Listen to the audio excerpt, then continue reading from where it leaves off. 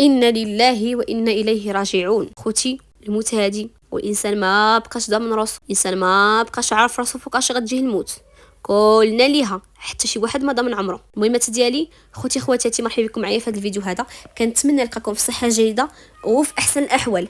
اعطوني اللايكات ديالكم، تعاليقكم، وشكرا لكم بزاف بزاف على التفاعل ديالكم معنا. الله يجازيكم كل خير، والله يبعد عليكم شر الخلق يا رب العالمين، ويخلي لكم وليداتكم ويخلي لكم ما عزيز عليكم. كيف ما شفتوا معنا في العنوان، الموت يفجع يمنى، غادي نقولها بسميه لان الموت هذا. وهذا الفيديو هذا غنبغي نتكلم بواحد اللغه اللي هي قاصحه شويه. كنوصلوا لواحد المرحله كنضحكوا وكنفوجوا، لكن كيفاش كنوصلوا ان خاص الانسان يهضر بجديه، نهضروا بجديه. خت يامنه ماتت، الله يرحمها ويرحم جميع المسلمين، وحتى شي واحد كيف ما قلت ما ضامن عمره، كلنا ليها. لكن بالاخص بغيت هاد المراه الكبيره تراجع نفسها ويرحموها ولادها اللي يخليو لها غير واحد المساحه فين تجلس تفكر، يخليو لها واحد شويه ديال الفراغ فين تجلس تراجع نفسها. المراه كبيره وكتهضر بالبني قالك وكتقول يا ربي تجينا الشمس باش نبنيو. واش نتيا كتبني دار ديال الدنيا وضمنتي دار الاخره؟ واش نتي ضامنه دار الاخره وكتهضروا وكتقولوا فاش انا كتضحكوني فاش كتقولوا الفيلا؟ واخا حنا كنبقاو ضاحكين معاكم بداك الفيلا وكذا وكنبقاو مطلعينها، لكن اليوم غنهضروا بجديه. هذيك الدار اللي كتبنيو وكتفصلوا من دابا، راه البيت غادي نديروه هنا، وبيت امي غنجلس هنايا، والصالون غادي يكون هنا، والدوش غيكون هنا، وبيت الاخر هنا، والشرجم لهاد الجهه ولا طراس لهاد الجهه. ضمنتي غتعيشي فيها؟ ضمنتي راسك غتلحقيها وانتم ان شاء الله ما كتقولوهاش؟ كلمة إن شاء الله ما كتقولوا، ما عندكمش في القاموس اللغوي نهائيا، ناهيك على الأذان راه سمعنا داكشي بإيمان ما في القلب، ما كاينش، كاين غير النفاق. غادي نديروا بيت هنا، وغادي نديروا الصالون هنا، وغادي نديروا السطح هنا، وغادي نديروا لاطيس هنا، والبالكون هنا علاش هادشي كله؟ غير من أجل الهضره وصافي. راكم عارفين اخوتي الناس الفاشلين كيقول لك انا غنلبس الذهب باش نفقس العديان، انا غادي نمشي نسافر باش نفقس العديان، انا غنمشي نلبس باش نفقس العديان، غنشري الطوموبيل نفقس العديان. ما عندوش هما ديك القضيه ديال انني غادي نلبس باش نفرح راسي ونشري الطوموبيل باش انا نفرح، وباش نشري الذهب باش انا نفرح. لا لا لا، ماشي من اجل نفسهم، غير عديان عديان عديان عديان. وداك الهضره ديال الجهلاء راكم عارفينها. غادي نديروا الدار، غادي نديروا هنا الصالون، غادي نديروا ونسيتهمكم شحال ديال الذنوب دايه باش نتوما تبنيو داك الدار وتبنيو البيت هنا وتبنيو الصالون. نسيتوا داك اليتيم. فاما اليتيم فلا تقهر. هذا فاما اليتيم فلا تقهر ايه عظيمه عند الله سبحانه وتعالى. علاش؟ حتى شي ايه ما جات وهبطات غير هكاك، حتى شي ايه من ايات الكتاب الكريم ما جاتش وهبطات غير هكاك. كل ايه عندها قصه، كل ايه سبحان الخالق عندها قصه ديالها. هذا يتيم، ما بالك ابن الاخت؟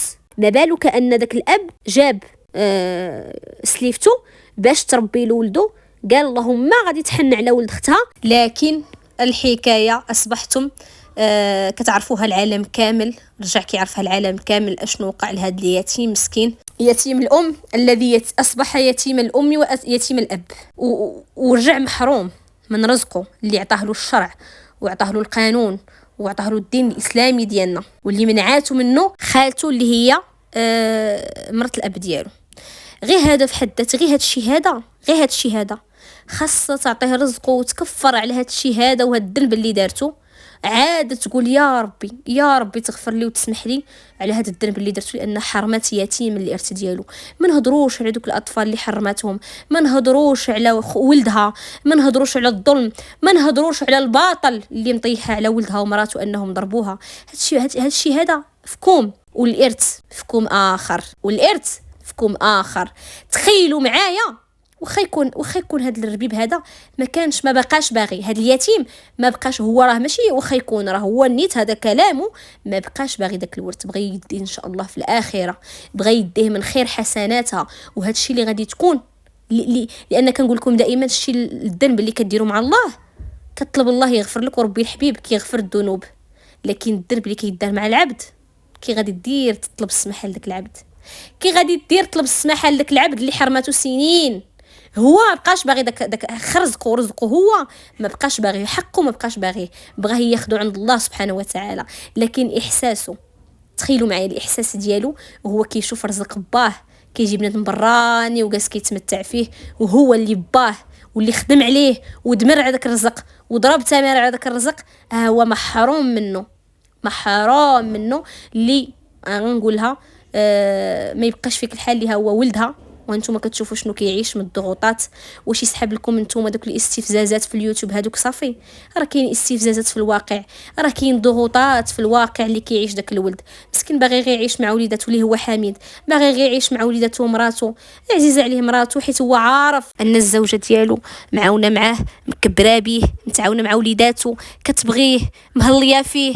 واش غيعرف شي واحد احسن منه؟ هو ما غيعرف له في حياته حتى شي واحد احسن منه. باغي مراتو، باغي وليداتو، ما باغيش يعصي مو، خدا تآدى من عند مو، ما قادرش يتكلم، ما قادرش يهضر على حقه ما قادرش يهضر عليه، ما بالو كيأدي مو، ما قادر يأدي مو، ما قادر يأدي خواتاتو، ما قادر يدير والو، عايش معذب مسكين. علاش؟ حيت اختار انه يكون مع وليداتو ومع مراتو وما يأدي حتى شي واحد في خوتو. والله كون كان شي واحد، اقسم بالله كون كان شي واحد غيعيش داك الضغوطات اللي عاش داك السيد، اقسم بالله ما يعقل لا على مو لا على خوتو، لا فاش يشوف ان مو كطيح عليه بالباطل، طيحت عليه الباطل، وكتقول ان ولدي ضربني وداعيه في المحكمه، ويعيش داك الضغوطات كلها اللي عاشوا. راه داك المحنه اللي عاشها امي نعيمه وعائلتها، حنا وبكينا معاهم، حنا وبقى فينا الحال، حنا وكنا كيبقى فينا الحال. الضغوطات اللي كانوا عايشين شكون سببها؟ ما ننساوش ان خصنا نعرفوا شكون سببها. وهذه المراه كبيره راه عندها يد في داكشي. عقلتو نهار اللي كانوا دايرين لايفات قالت لهم خصكم تعاونوني باش ندير المحامي، يعني هي على علم ان القضيه غتكبر، على علم ان داكشي غادي يكبر، على علم ان داكشي غادي يخرج للعلن، على علم ان داكشي كيأدي ولدها. هي راه على علم، يعني هي عارفه. غير هادشي كله دابا هذا خاصها تراجع نفسها، خاصهم يرحموها وليداتها، غير يرحموها تراجع غير نفسها. بغيت نعرف شنو اللي غيخلي هاد المراه حارمه داك اليتيم من رزق باه. شنو باغا شنو باغا غتلحق في الدنيا؟ واش بعد غتعيش؟ عفوا سمحوا لي، باغا عاد تعيش؟ راه فين ما عاشت راه تعيش غير في الويميسيه وتاكل غلي قسم الله وتنعس وتصلي صلاتها وتنعس وتستغفر مولاها. راه هذه الحياه اللي كيتسناوها الناس الكبار. راه الناس فين كانوا؟ راه الناس كانوا من الطبقه الغنيه جدا، وفي الاواخر ديال حياتهم كيبغيو يعيشوا داك البساطه في الحياه، كيبغيو ياكلوا غير ماكله عاديه وينعسوا ويصليوا ويستغفروا مولاهم ويمشيو عند سيدي ربي نقيين. الانسان الكبير انا عمري ما شفتها، راه شفتنا ناس لاباس عليهم، قلت لكم راه لاباس خانزين فلوس، فاش كيكبروا ما كيبقاوش عندهم داك طمع الدنيا والبني. وانا فاش كنشوف المراه كتقول لك يا ربي يا ربي تحبس الشتا باش نبني، المراه ما عندهاش داك انها تراجع نفسها وترجع للور وتقول لا راني كبيره صافي انا ما عنديش شنو غنبني. شنو غتبني؟ واش عاد غتزوج؟ اش غتبني؟ اش غديري انت بالبني؟ ولادك راه كبار، ما عندك شي واحد اللي صغير غتقولي غنخليه مورايا، كلهم كبار، كلهم مزوجين، كلهم بعقلهم، كلهم راشدين، ما غتخلي حتى شي واحد صغير. علاش ما نشدش ولادي ونعطي كل واحد رزقه، ونشد داك اليتيم ونعطيه رزق باه ونمشي صافيه مع سيدي ربي الحبيب، نمشي بخير وعلى خير. حنا عندنا حنا كمغاربه، وبغيت ناخذ حتى الاراء ديال الاخوات ديالنا اللي معنا عربيات، فاش كيموتوا الوالدين كيمشيو للابناء ديالهم وكيسولوا على شكون اللي كان داير الكريدي لبا، شكون اللي كيتسال الفلوس لبا، باش كيريحوا الضمير ديالهم وكيريحوا داك الانسان الميت، كيمشي ما عليه ديون، ما عليه حتى شي حاجه. وكاين الناس اللي كيشدوا الفلوس ديال الديون، وكاين الناس اللي كيقولوا حنا مسامحين غدا قدام الله صافي، السيد مات مسكين ما كاين لاش نتبعوه بالديون. لكن عرفتوا شنو هو الارث يتبعك وانت تموتي والارث يتبعك؟ فين غتديه معاك؟ فين غتديه معاك؟ راه كنديو غير اعمالنا وشنو درنا، كنديو غير الاعمال ديالنا. شنو اللي مثلا كان غادي ينقص الا هاد المراه شدات جمعات كلشي وعطات لكل واحد رزقه، حيت هي عارفه ماشي ديالها، عارفه داكشي راه ماشي ديالها. شنو غينقص الا جمعات كل واحد عطاتو رزقه ومشات عند سيدي ربي الحبيب مرا مصفيه الرقبه ديالها وتسامحت مع كلشي ومشات مصفيه الرقبه ديالها، واللي دا شي حاجه واللي دار شي حاجه راه غيحصدها. علاش؟ شنو اللي غيمنع هاد المراه هادي؟ شنو غيمنع؟ شنو اللي كيمنعنا؟ اللي انا التساؤل اللي كيجيني دائما، شكون اللي ضاغط على هاد المراه وكيمنعها انها تعطي لكل واحد رزقه؟ راهم كبار، راه انسان كبير، راه انسان خاصو. ما فهمت انا الاب مات، هادي يجيو هادوك اللي كيقول لك راه واش بغيتو تورثوا السيده ميت، السيده حيه ماشي ديالها داكشي هي كتباتو عليها طريقه قانونيه او غير بطريقه قانونيه. حنا ما كيهمناش تكون قانوني ولا غير قانوني، لكن حنا عارفين ان داكشي ماشي رزقها، هذاك الشيء رزق راجلها، كيبقى امانه. كل ما هي شاده وكتقول واش بغيتو تورثوني انا حيه حتى نموت، راه هذاك ذنب كبير. ما غنعرفوش حنايا في الدين، حنا ما عندناش درايه بالدين اكثر، حنا عارفين غير داكشي اللي كنعرفوه بسيط. لكن هادشي حد العلم ديالنا ان الانسان فاش كيموت كيتفرق الورث، لان داك الورث اللي كيبقى شاد مشدود هذاك راه عباره عن قنبله موقوته، غتنفجر وفاش غتنفجر غتشتت الشمل كامل.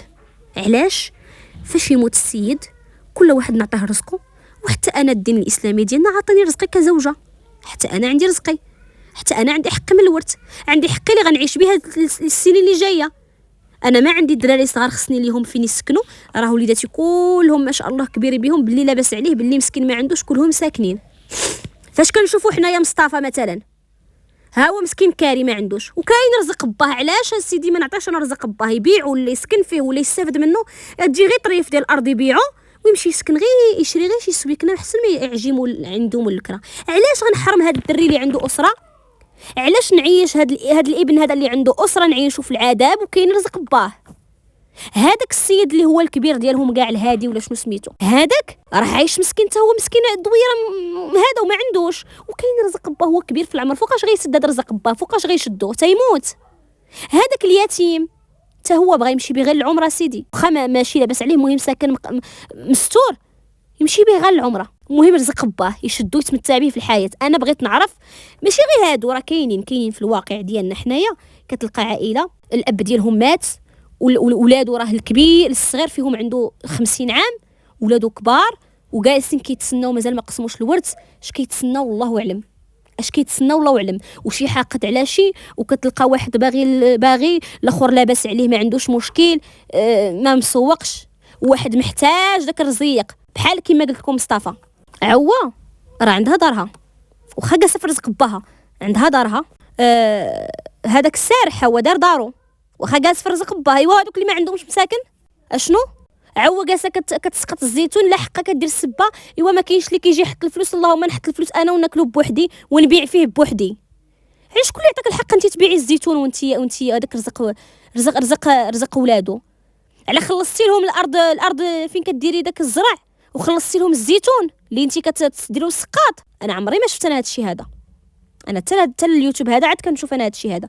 وحده الارض ديال مالها كتستغلها وكتبيع الغله ديالها ولا كتستافد من الغله ديالها غير بوحديتها بحجه ان هي اللي كتشري لانكري وكتشري داكشي باش تزرعو وكتخلص تراكتور، لكن الكرا ديال الارض ما مخلصاش لماليه، الاستغلال ما مخلصاش لماليه.